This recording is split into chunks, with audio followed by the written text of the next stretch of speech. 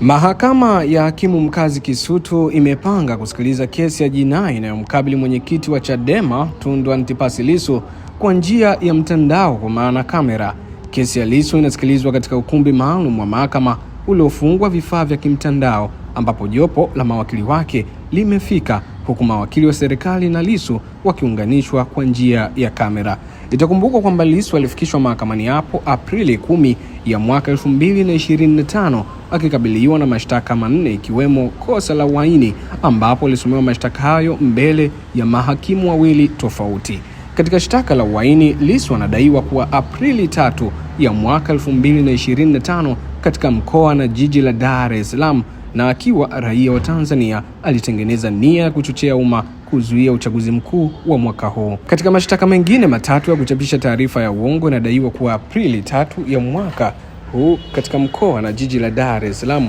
mshtakiwa alichapisha taarifa za uongo kwenye mtandao wa YouTube zikisema kuwa katika uchaguzi wa serikali za mitaa wa mwaka 2024 wagombea wote wa Chadema walianguliwa kwa maelekezo ya rais, huku akijua ni uongo. Katika shtaka jingine ya kuchapisha taarifa za uongo kwenye mtandao wa YouTube zilisema kuwa polisi wa nchi hii wanatumika kuiba kura, huku akijua kuwa ni uongo. Na katika shtaka la tatu inadaiwa kuwa Aprili 3 ya mwaka huu mkoa na jiji la Dar es Salaam, mshtakiwa alichapisha taarifa kwenye mtandao wa YouTube zikisema kuwa majaji wa nchi hii ni CCM na wawezi kutenda haki kwa kuwa wanapenda kuteuliwa kuwa majaji wa mahakama ya rufani.